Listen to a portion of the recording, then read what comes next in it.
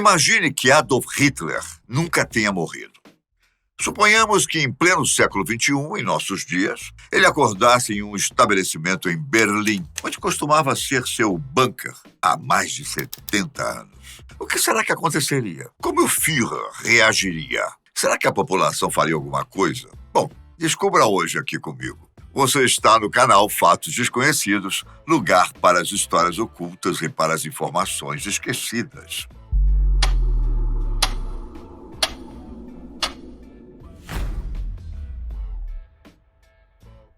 Eu sou Ivan Lima, então digamos que Hitler acordasse em nosso tempo, em plena Alemanha. Depois de uma leve dorzinha de cabeça, quase como se tivesse levado um tiro na cabeça, ele se levantaria e passaria a andar por Berlim. Conseguiu visualizar?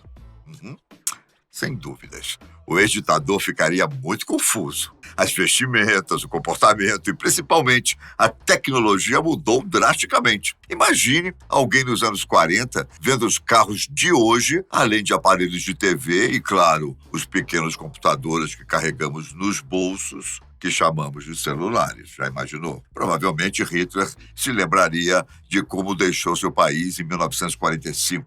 A Alemanha estava em ruínas, com portos e estradas praticamente destruídos por bombardeios. E como poderia uma nação abalada como essa voltar a ser a grande e confiável economia europeia que é hoje? Apesar de ver a melhora da situação, Adolf não gostaria nada do rumo tomado pela nação. O ditador iria reparar que a bandeira tradicional amarela, preta e vermelha retornou. Em sua época no poder, em 1933, Hitler alterou a bandeira para as cores utilizadas na época do Império, o vermelho, o preto e o branco. Além disso, a suástica nazista tinha amplo uso ao longo dos domínios alemães, a ponto de servir como grande símbolo nacional. O retorno à coloração original e o desaparecimento completo da suástica deixariam Adolf completamente irado.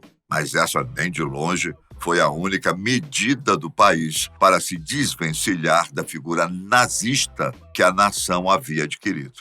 Em 2015, a então chanceler da Alemanha, Angela Merkel, discutiu as consequências a longo prazo do Terceiro Reich no país. Merkel afirmou que os alemães nunca vão esquecer a reconciliação que foi oferecida a eles depois de todo o sofrimento que o país trouxe à Europa e ao mundo. Inclusive, caso descobrisse que a Alemanha foi comandada por uma mulher, Hitler ficaria enfurecido. No regime nazista, as mulheres não ocupavam cargos executivos ou qualquer outro político. As ocupações principais femininas, segundo o regime, eram ficar em casa e cuidar das crianças. Se ele ficaria nervoso com isso, imagine ao descobrir que a Polônia se tornou um país livre e que, ainda por cima, conseguiu manter e desenvolver sua cultura. Ao ver tais notícias em uma TV, por exemplo, Adolf não só se assustaria com a tecnologia do aparelho, mas também buscaria rapidamente um meio legal de censurar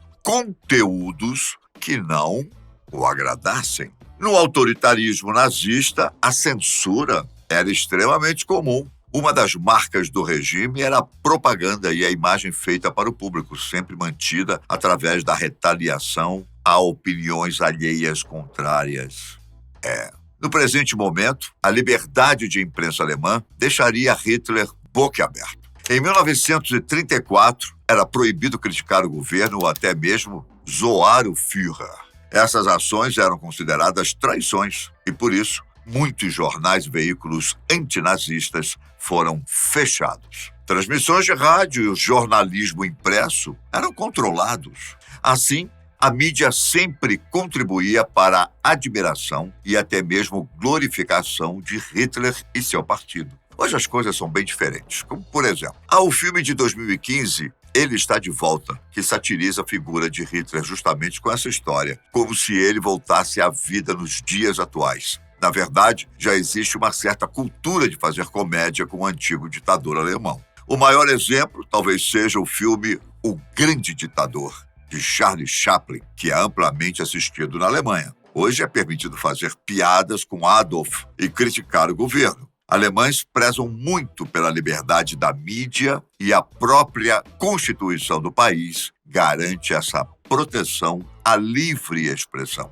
O Índice de Liberdade de Imprensa, realizado pela organização não governamental Repórter Sem Fronteiras, posiciona a Alemanha como uma das 20 nações mais livres nesse aspecto. Para se ter uma ideia, estão à frente do Reino Unido e dos Estados Unidos. A própria capital, Berlim, antes o centro do poder de Hitler, é considerada uma das cidades mais midiáticas do mundo. São 440 correspondentes de 60 diferentes países ali residentes. O Conselho Alemão de Imprensa trabalha ativamente para manter o acesso livre à informação para toda a população. Além disso, regula a ética jornalística que guia as instituições de comunicação do país. Se no jornalismo atual e nos meios televisivos Hitler não encontraria sossego, talvez buscasse algo mais tradicional, uma biblioteca, quem sabe. No entanto, não teria uma experiência completamente satisfatória ali também. Ao invés de encontrar na sua opinião, boa literatura nazista, o austríaco encontraria milhares de volumes de livros com conteúdos que ele mesmo baniu em seu governo nos anos 30 e 40. Durante essa época, tanto na Alemanha quanto na Áustria, o regime confiscou e queimou diversos livros com temáticas vistas como proibidas. Dentre eles estavam escritos judeus, comunistas, socialistas, anarquistas e até pacifistas. Nem mesmo materiais feitos por Albert Einstein escapavam dessa pesada censura. Basicamente, todos que não apoiavam veementemente o nazismo estavam sujeitos a essas coisas. Ao ver Os Miseráveis de Victor Hugo e Guerra e Paz de Leon Tolstói, Hitler ficaria mais uma vez irado. Isso para não pensarmos sobre o que aconteceria caso ele visse ficções mais quentes. Digamos assim, como 50 Tons de Cinza. Já pensou? Outra seção que irritaria Hitler seria aquela voltada para a literatura clássica e para teorias políticas. Algumas áreas de pesquisa e ciência eram particularmente perseguidas pelo ditador. O Instituto de Ciência Sexual, fundado em 1919 por Magnus Hirschfeld, sentiu essa perseguição. As pesquisas da instituição eram voltadas para as questões de gênero e sexualidade. Na época, seus estudos pioneiros sobre a comunidade LGBTQ+, eram vistos como uma grande quebra de paradigma. O Instituto também abrigava o Comitê Científico Humanitário e a Liga Mundial da Reforma Sexual. O Partido Nazista não via nada dessas coisas com bons olhos e passou a declarar o conteúdo como ofensivo. Magnus também foi perseguido por ter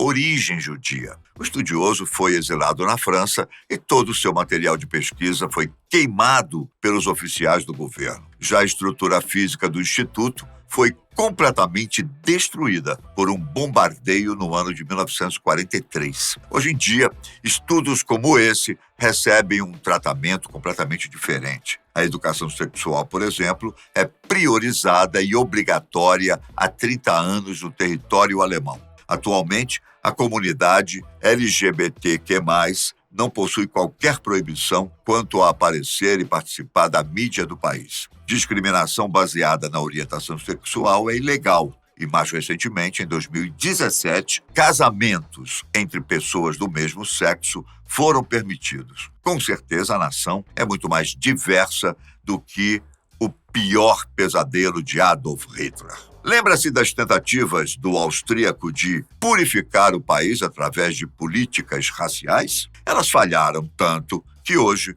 quase um quarto da população da nação possui origem imigrante. Além disso, há muitas comunidades religiosas diferentes que são permitidas pela Constituição a expressarem a fé que quiserem. Ou seja, a diversidade é tanta que, com um simples andar pela rua, Hitler perceberia que a população nunca esteve tão longe dos ideais doentios de brancura e pureza arianos desejados pelo ditador. Bem, acho que a conclusão mais plausível é que Adolf surtaria depois de tudo isso, não? Sairia gritando e reclamando pelas ruas, coisas que fazia costumeiramente quando ainda era o Führer do Terceiro Reich. Afinal, é impossível para um homem como ele viver em um mundo com crescente diversidade racial, igualdade de gênero, liberdade de expressão e tolerância. Em sua própria mente, ele seria o último remanescente dos grandes ideais arianos. Para a maioria da população de Berlim, seria apenas um louco de bigode praguejando a cidade enquanto veste um uniforme engraçado. Essas ações do ex-ditador chamariam a atenção e ele provavelmente seria preso. Até porque símbolos nazistas, como a suástica e os cumprimentos do grupo supremacista, são evidentemente proibidos na Alemanha atual. Exibi-los em público pode gerar um grande desconforto, hein? E, claro, prisão. Adolf poderia ser preso por 3 anos, que poderiam ser prorrogados para 5 caso houvesse discurso de ódio incitando violência contra grupos religiosos ou raciais específicos. Bom, quando descobrissem que o preso é Hitler, a justiça provavelmente daria a sentença máxima para o nazista. Na prisão, o líder receberia a avaliação psicológica que veria o quão problemático e doentio é o antigo Führer. Resumindo, caso acordasse hoje, Adolf Hitler provavelmente terminaria como terminou no fim da Segunda Guerra. Derrotado, apavorado, transtornado e, claro, enjaulado. Ainda por cima, seria muito difícil que algum dia ele saísse dali por bom comportamento. Quero saber sua opinião. Já havia pensado se Hitler voltasse nos dias de hoje? Você acha que, de alguma maneira absurda, ele ainda conseguiria seguidores? Comente e responda se acha que acertamos em nossas teorias. E não esqueça de conferir a descrição e o QR Code para escolher a sua camiseta da Use Fatos. O canal está com uma coleção completa, feita exatamente para os fãs da Fatos Desconhecidos, aqui do nosso canal. Obrigado pela companhia e atenção, fiquem com Deus e um grande abraço. Tchau!